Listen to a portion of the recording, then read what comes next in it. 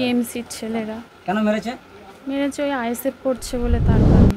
ISF party জোরে বলুন। ISF করছে বলে সেই জন্য মেরেছে। হুম। নওশাদ সিদ্দিকী আপনার বাড়ি? হ্যাঁ, এসেছিল। কিসের জন্য হাত পা ভেঙে দেওয়া হয়েছে দেখা যাচ্ছে এখন? উনি কি হয় আপনার? আমার স্বামী। কারা মারধর করেছে জানতে পেরেছেন? হুম। কারা মেরেছে? টিএমসির ছেলেরা। কেন মেরেছে? মেরেছে ওই আইএসএফ করছে বলে, তার কারণে। আইএসএফ পার্টি জোরে বলুন। আইএসএফ করছে বলে সেই জন্য মেরেছে। হুম। নওশাদ সিদ্দিকী আপনার বাড়ি এসেছিল? হ্যাঁ, এসেছিল।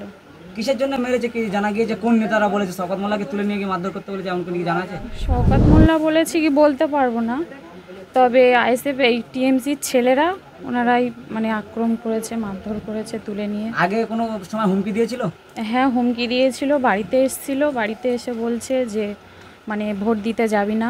তো আমাদের লোক বাড়িতে ছিল না, বাড়িতে এসে বললাম যে মিঠুন এসতে হুমকি দিয়েছে, তো তার জন্য ওই মিঠুন বলে দাসপাড়ায় চলে গিয়েছে। আমাদের লোক গিয়ে প্রশ্ন করেছে যে আমি কেন ভোট দিতে যাব না, তো তার কারণে ওনার নাকে মারলো, রক্ত বার হলো।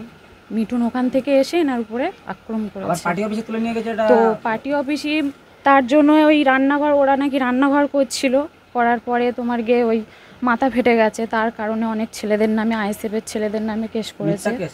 হ্যাঁ, মিথ্যে কেস দিয়েছে, দিয়ে তার কারণে এবারে আপনার স্বামীকে যারা মারধর করেছে তাদেরকে পুলিশ এখনো গ্রেফতার করেছে? না, এখনো করেনি। ফটো যেগুলো দেখা যাচ্ছে ওরা কি আপনার বাড়ি কেউ? না। বাড়ি কেউ না? না ওরা দাবি করছে যে আপনাদের বাড়ির লোক নাকি মারধর করেছে। না না, মিথ্যা, মিথ্যা কথা? সব মিথ্যে কথা বলছে। ওই যে ভিডিও দেখা যাচ্ছে ওরা কি তৃণমূলের লোক? হ্যাঁ হ্যাঁ হ্যাঁ। যে আপনার নাম পরিচয়? আমার নাম রোহিতা বিবি।